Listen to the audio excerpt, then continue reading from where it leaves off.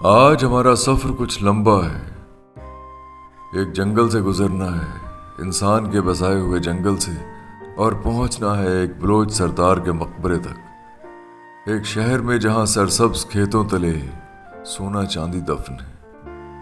مرزا غالب کیا خوب کہتے ہیں، دونوں جہاں دے کے وہ سمجھے یہ خوش رہا، یہاں آ پڑی یہ شرم کہ تکرار کیا کریں. دونوں جہانوں کے ملنے سے جس کا بھلا نہ ہوا، سونا چاندی اس کی بھوک کا کیا کریں گے. ویسے مرزا غالب کا اشارہ انسان کے ایمبیشن کی جانب ہے، تمنا کی وسعت کی جانب ہے. کمر صاحب، آج آپ دگا کر گئے، آگے چلے گئے؟ نہیں، آج سر کو پیچھے بٹھا دیا. بڑے لوگ ہو گئے آپ؟ نہیں سر، بڑے لوگ تو پیچھے بیٹھتے ہیں.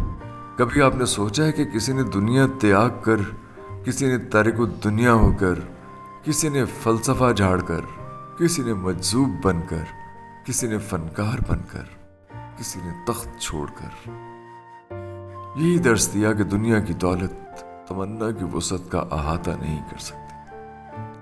پھر بھی سوال بدستور ہے کہ آخر انسان حریص کیوں ہے؟ ظاہر ہے جواب بہت سادہ ہے. محرومی اور عدم تحفظ کا احساس اسے حریص بنا دیتا ہے. پانی، مٹی، ہوا کے لیے وہ حریص نہیں تھا، لیکن ان چیزوں کی کمیابی آہستہ آہستہ اسے ان کے لیے بھی حریص بنا رہی ہے. وہ سورج کی روشنی کے لیے حریص نہیں تھا، لیکن جہاں سورج کی روشنی نہیں ملتی وہاں حریص ہے. وہ سونا چاندی اکٹھا کرنے لگتا ہے، یہیں زندگی سے بیگانگی کا عمل شروع ہو جاتا ہے. کیونکہ زندگی کا حق اور تشفی اگر کسی چیز میں ہے تو وہ ہے انسان کے لیے تخلیقی شعور کی آزادی.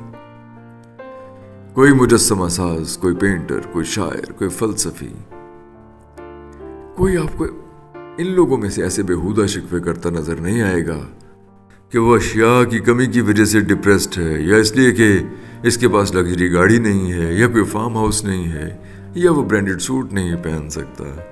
یہ سب کمزور اور ان امیجنیٹو لوگوں کے مسائل ہوتے ہیں.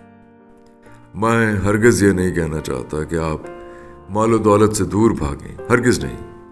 میں صرف یہ کہہ رہا ہوں کہ حقیقی خوشی یا بیگانگی یا ایلینیشن سے چھٹکارا تخلیقی صلاحیتوں کو بروئے کار لانے میں. اور یہ میں نہیں کہتا، کارل مارکس کہتا ہے. زندگی جینا چاہتے ہیں تو ٹریولنگ کیجئے، میموریز اکٹھی کیجئے، ویرانوں میں بسیرا کیجئے، ایسی جگہوں پر جائیے جہاں کانوں کو چھیلنے والا مہیب سناٹا ہو، ایسی جگہوں پر جائیے جہاں ہزاروں برس پہلے شہر دمکتے تھے. چٹیل پہاڑوں میں سفر کی صعوبت برداشت کیجئے، نخلستانوں میں پرندوں کی بولیاں سنیے. بے صدا ہو جائے گا یہ ساز ہستی ایک دن. جانے میں کیا کیا سوچ رہا تھا، اور رشید الحسن صاحب نے یہ بحث چھیڑ دی کہ بڑا بندہ کون ہے. ਅੱਜ ਅਸੀਂ ਜਿੱਥੇ ਜਾ ਰਹੇ ਹਾਂ ਇੱਥੇ ਵੱਡੇ ਬੰਦੇ ਕਿਹੜੇ ਨੇ؟ ਇੱਥੇ ਕੋਈ ਵੱਡਾ ਬੰਦਾ ਨਹੀਂ ਹੈਗਾ. ਇੱਥੇ ਦੋ ਡਾਕੂ ਹੁੰਦੇ ਸਨ, ਉਹੀ ਵੱਡੇ ਸਨ ਔਰ ਉਹੀ ਮਸ਼ਹੂਰ ਲੋਕ ਸਨ. ਸਰ ਫਿਰ ਤੁਸੀਂ ਕਿਹਨੂੰ ਵੱਡਾ ਬੰਦਾ ਸਮਝਦੇ ਹੋ? ਯਾਰ ਕੀ ਮਤਲਬ ਤੁਹਾਡਾ ਖਿਆਲ ਹੈ ਕਿ ਗੱਡੀ ਨਾਲ ਲੱਗਦਾ ਹੋਵੇ? ਨਹੀਂ ਯਾਰ, ਇੱਕ ਤੇ ਕੱਦ ਦਾ ਵੱਡਾ ਹੁੰਦਾ ਹੈ ਨਾ, ਮਤਲਬ 6 ਫੁੱਟ 5 ਇੰਚ, ਹਾਂਜੀ, ਬਹੁਤ ਵੱਡਾ ਬੰਦਾ ਹੈ. ਇੱਕ ਹੁੰਦਾ ਹੈ ਸਿਆਸਤਦਾਨ, ਇੱਕ ਹੁੰਦਾ ਹੈ ਪਿੰਡ ਦਾ ਚੌਧਰੀ, ਨੰਬਰਦਾਰ, ਕੋਈ ਇੱਕ ਅੱਧਾ ਡਾਕੂ ਡਕੇਟ ਵੀ ਹੋ ਜਾਂਦਾ ਹੈ. ਅੱਛਾ. ਤੇ ਇੱਕ ਖਾਸ ਬੰਦਾ ਹੁੰਦਾ ਹੈ ਵੱਡਾ, ਜਿਹੜਾ ਡੇਲੀ ਦੇਸੀ ਕੁੱਕੜ ਖਾ ਕੇ ਸੌਂਦਾ ہے. اس وقت ہمارے بائیں ہاتھ انسان کا بسایا ہوا ایک جنگل ہے. آپ کی آسانی کے لیے فارسٹ کہہ دیتا ہوں، ویسے تو ہر وہ جگہ جہاں راستہ سجائی نہ دے جنگل ہی کہلاتا ہے. چاہے خیالات کا معشر ہو، چاہے انسانوں کا اجتحام، چاہے حسرتوں کا جال ہو. 19ویں صدی کے اواخر میں 2 ڈاکوؤں کے نام پر قائم یہ جنگل برٹش دور میں سٹیم انجنز کو ایندھن فراہم کرنے کے لیے بنایا گیا تھا. کبھی یہاں ریشم کے کیڑے پالے جاتے تھے. شیشم کے درختوں سے لدا یہ جنگل 780 ایکڑ پر پھیلا ایک بے نام سا جنگل تھا، جہاں سائبیریا سے ہجرت کر کے آنے والے پرندے شہتوت کھا کر آتے اور ان سے یہاں شہتوت پیدا ہوتا. اب یہ جنگل 12,500 एकड़ پر پھیلا ہوا ہے. یہ خود رو ہے. سر یہ سننے میں یہی ہے کہ یہ بھنگ ہے اور اس کے بعد کیا کہتے ہیں اس کا آگے سے وہ کیا کہتے ہیں پاپڑ اور دوسری چیزیں وغیرہ بنتی ہیں. ਤੁਸੀਂ ਸਿਰਫ ਪਾਪੜ ਨੂੰ ਜਾਣਦੇ ਜੇ ਨਾ, ਇਹਦੇ ਨਾਲ ਫਿਰ ਉਹ ਲੋਕ ਬਾਬੇ ਪਿੰਡ ਦੇ ਵਿੱਚ ਨਾ ਦੌਰੇ ਦੇ ਵਿੱਚ ਲਾ ਕੇ ਤੇ ਉਸ ਤੋਂ ਬਾਅਦ ਜੀ ਬਦਾਮ ਖਿਸ਼ਕਾਸ਼ ਪਤਾ ਨਹੀਂ ਕੀ ਪਾ ਰਹੇ ਹੁੰਦੇ ਨੇ. ਨਹੀਂ ਉਹ ਹੋਰ ਚੀਜ਼ ਹੈ. ਇਹ ਉਹ ਵਾਲੀ ਭੰਗ ਨਹੀਂ, ਇਹ ਉਹ ਭੰਗ ਨਹੀਂ ਹੈ, ਇਹ ਹੱਸਣ ਵਾਲੀ ਭੰਗ ਹੈ ਜਿਹੜਾ ਬੰਦਾ ਖਾ ਕੇ ਹੱਸਦਾ ਨਹੀਂ ਰਹਿੰਦਾ. ਭੰਗ ਵਾਲੇ ਪਾਪੜ. مجھے ذاتی طور پہ ولڈرنس اچھی لگتی ہے. یہ اپنی ذات اور کائنات کا ایک ہولناک سناٹا باہم مدغم ہوتا ہے. جنگل بیلے میں ایک یرننگ ہے. میں بھاڑ پڑا جنگل دا کہیں رل گئے دی منزل ہاں, جندی آپت وچ نہ بنا وی او گھوڑ دی پھکی کھل ہاں, جکو شاکر چت کے سٹ ڈینڈن بیکار مساک دی چھل ہاں, جنڈے میلے چ کھیسے خالی ہون بال غریب دا دل ہاں. کیا بات ہے, کیا بات ہے شاکر شجابادی کی. شاکر شجابادی کا نغمہ جنگل بیلوں اور صحراؤں کا سکھرا پلی ہے. میں پنجابی ہوں لیکن پلا بڑا سرائکی خطے میں ہوں, پیدا بھی وہیں ہوا تھا. سرائکی بولنا میرے لیے مشکل ہے لیکن سرائکی شعر, سرائکی گیت اور اس میں موجود صحرا کا لوچ روح کو سرشار کرتا ہے. یار ادھر نہ آنا, ادھر مجھے کچھ چیز کاٹ رہی ہے, ادھر نہ آنا. سر یہ مچھر ٹائپ ہے. نہیں مچھر نہیں ہے, کچھ اور ہی ہے, کچھ اور ہی ہے یار. شاکر کا خیال دیکھیے, جنگل میں راستہ بھولنے والے کی منزل ہے, چبا کر پھینکی جانے والی مسواک کا چھلکا.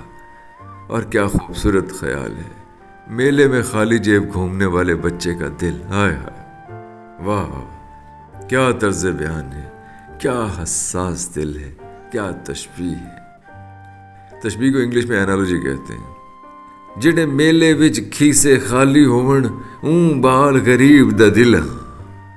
بہت خوب. یار یہ بالوں میں کچھ ارے اسی اسنا میں میرے بالوں میں کچھ حشرات گھس گئے ہیں. نہیں یہ مجھے لگتا ہے کانٹے ہیں, گول گول کانٹے ہیں, سر میں چبھ رہے ہیں. ساری شرٹ کانٹوں سے بھر گئی. ہم سمت کا تعین کرنے میں ناکام رہے. بھائی بہت کانٹے ہیں اس جنگل میں. میرے تو سارے کنڈے واڑے جی پاس گئے نا. ویسے یہاں سنبل, سفیدہ, پاپولر کے درخت ہیں اور ہر سال 500 ایکڑ زمین سے درخت کاٹے جاتے ہیں. پھر اس جگہ کی باری 20 برس بعد آتی ہے. جب جیلم میں کوئلہ کی کان دریافت ہوئی تو اس جنگل سے اسٹیم انجن کے لیے لکڑیاں سپلائی ہونا بند ہو گئی تھی. پھر لکڑیاں دوسری ضروریات پوری کرنے میں صرف ہونے لگیں.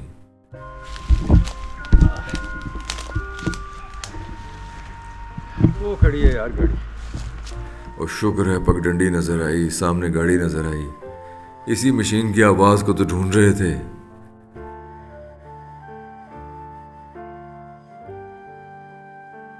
ایسی جگہ نہیں جہاں سے منہ ہاتھ دھو سکے یار. سر وہ شروع میں ایک نلکا دیکھا تھا. بس وہاں ہمیں پنجاب میں واقع ایک بلوچ سردار کے مقبرے تک پہنچنا ہے.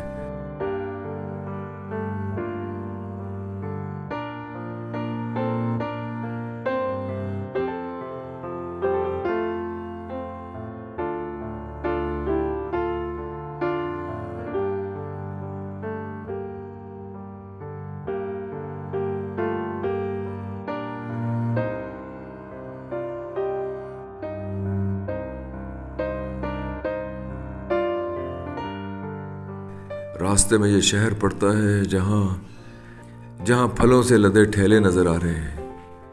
اس شہر میں ایک قلعہ, پرانا مندر اور گردوارہ ہوا کرتا تھا.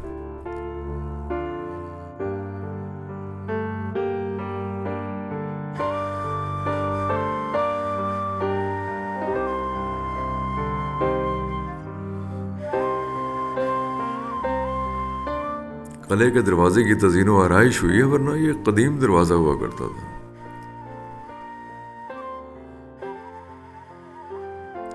اندر اب بھی باریک اینٹوں سے بنی قدیم دیواریں ملتی ہیں. کہیں ایک پرانا کواڑ اور اس کے ماتھے پر بجھے بجھے نام, وقت اور زمانے کی دھول میں اٹ گیا ہے سب کچھ یہاں. گلیاں کہیں تنگ کہیں کشادہ ہوتی جاتی ہیں. دیواروں کا پلستر اکھڑا ہے تو نانک شاہی اینٹوں سے بنی عمارات واضح ہیں. کچھ عمارتیں شدید زبوں حالی کا شکار ہیں جنہیں اب بھی محفوظ کیا جا سکتا ہے. کاش لوگ یہ سمجھ سکیں کہ پرانی عمارتیں بزرگوں کی طرح ہوتی ہیں, مہرباں آنکھیں اور بے شمار کہانیاں لیے. سانو چھڑ کے نہیں جانا. تے کسی گھر دے اندر چاچا بابا کہہ کے سانو ادھر کرائے گا تین کرنٹ کراواں کرنا تو ہاں صحیح. ذرا تصور کیجئے کہ 2000 پرانے شہر میں کوئی 100 سال سے زیادہ پرانی عمارت ہی نہیں ہے. سب کچھ نیا ہے, اتنا نیا کہ دیکھ کر سر چکرانے لگے. پرانی عمارتیں پرانی اقدار کی طرح ہوتی ہیں جو کسی مقامی علاقے, کلچر اور تہذیب کی سینسیبلٹی بن جاتی ہیں. ہمارا پرائیڈ ہوتی ہیں پرانی عمارتیں, حقیقی پرائیڈ.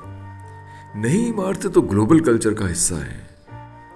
آسمان کو چھوتے اسکائی اسکریپرز, ان میں تو بس روب ہے, خست اور اپنائیت نہیں ہے.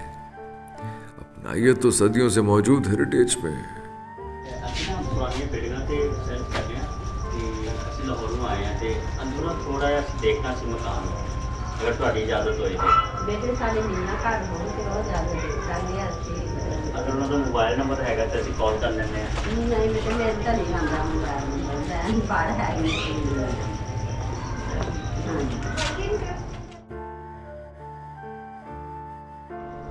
لیکن اچھا وہ کہہ رہے ہیں کہ سارا قلعہ تھا, اس کے 5 دروازے اس قلعے کے. ابھی ان کا 3 ہے. تین موجود ہیں. ایک تو جہاں سے یہاں آئے سے ہیں, ایک یہ ادھر سے سامنے سے دوسری سے جا کے پچھلی گلی میں بھی ہیں. دروازے ہوتے ہیں. وہ گیٹڈ تھا یعنی. اچھا گرودوارے کا کیسے جا رہے ہیں؟ گرودوارا یہاں پہ تو نہیں ہے ابھی اس ٹائم, لیکن وہ ہے یہاں پہ یہ بازار میں.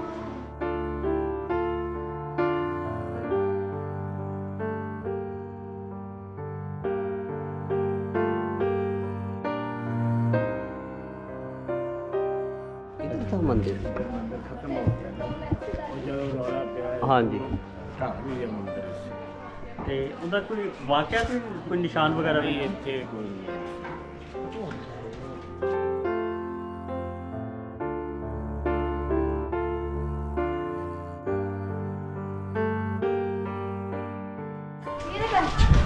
یہ دیکھیں نا سر, یہ جھروکا ہے سر. قلعے سے نکلتے ہوئے ایک ضعیف خاتون کسی بااثر شخص کو سلواتیں سنا رہی ہیں. اینک کے فریم سے مجھے اپنی دادی کی اینک یاد آ گئی جو ان کے دنیا سے گزر جانے کے بعد بہت عرصے تک میں نے سنبھالے رکھی, پھر گھروں کی شفٹنگ میں کہیں کھو گئی. اینک بھی انسان کو عضو بن جاتی ہے. ਸਾਡੇ ਹਾਜੀਆਂ ਤੇ ਕੀ ਜ਼ੁਲਮ ਹੋਇਆ ਏ. ਕੀ ਹੋਇਆ? ਸਾਡਾ ਰਾਣੇ ਦਾ ਪੁੱਤਰ ਮਰ ਜਾਵੇ, ਸਾਡੇ ਹਾਜੀਆਂ ਦੇ ਉੱਤੇ ਝੂਠੇ ਬਿਆਨ ਦੇਦਾ. بہت خفا ہیں ماں جی کسی رانا صاحب سے. رانا صاحب ماجر ملو آگے, بہت غصے جگہ نے. بزرگ اپنا غصہ کسی بھی بااثر شخص پر نکال لیتے. میں نے کچھ دن پہلے ایک بزرگ کو دیکھا جو مہنگائی کا غصہ انگریز کو برا برا کہہ کر اتار رہے تھے. میں نے پوچھا چاچا جی انگریز نو تے گیا ورے ہو گئے نے, وہ بیچارے کا کی قصور ہے؟ تو بابا جی بولے آپ تھے ہونا چلا گیا تو ملک انہوں دے گئے مہنگائی کرنے لئی. ہمیں بہرحال ایک بلوچ سردار کے مقبرے پر پہنچنا ہے جو 15ویں صدی میں ستگرہ کے مقام پر آباد ہوئے.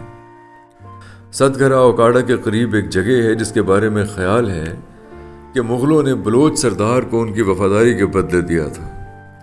تو اس کے بابری میں اس بلوچ سردار کا ذکر ہے کہ انہوں نے مغلوں سے وفاداری کا حلف اٹھایا. بادشاہ ہمایوں کی بہن گلبدن بیگم نے ہمایوں پر ایک کتاب لکھی, اس میں بھی بخشو بلوچ کا ذکر ہے جس نے ستگرہ سے غلے کی 100 کشتیاں فراہم کی. یہ وہ وقت تھا جب ہمایوں شیر شاہ سوری سے تونسا کے مقام پر شکست کھا کر جان بچانے کی کوشش میں بلوچستان سے ایران جا رہا تھا. بلوچستان میں اسے ملک خطی نامی شخص نے ایران کی سرحد تک پہنچایا جس کے بدلے ہمایوں نے اسے ایک قیمتی ہیرا دیا.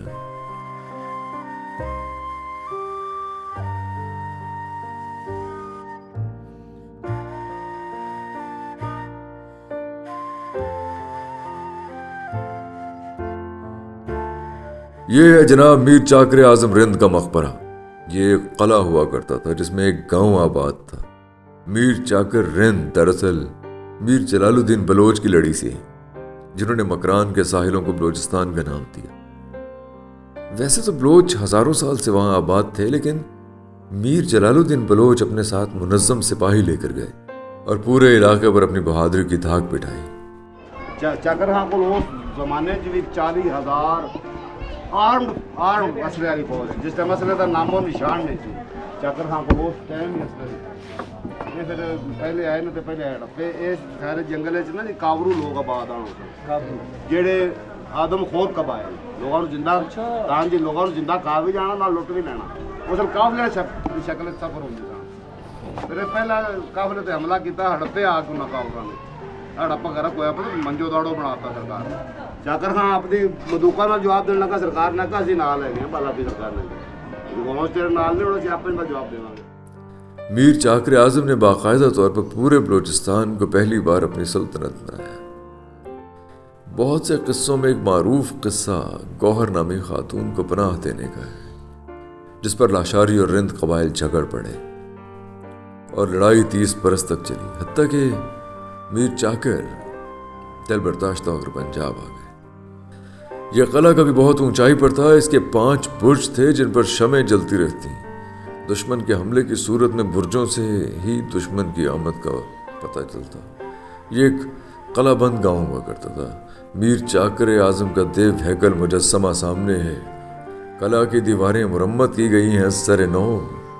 بیرونی دیوار کے ساتھ چلتے محسوس ہوتا ہے کہ یہ ایک قلعہ بند گاؤں تھا. 16ویں صدی کے آغاز میں اس قلعے کی تعمیر بتاتی ہے کہ یہ لاہور فورٹ سے بھی زیادہ پرانا ہے. میر چاکر رند کا مقبرہ اندر سے بھی دیکھیں گے، لیکن اس وقت ایک لڑکے کو چابیاں لینے بھیجا ہے. ہم قلعے میں موجود ہیں. آپ ہمارے ساتھ رہیے، اپنی رائے دیجیے، اپنے کامنٹ کیجیے. اگلی ویڈیو میں ہم آپ کو یہ مقبرہ اور یہ گاؤں ستکھرا دکھائیں گے.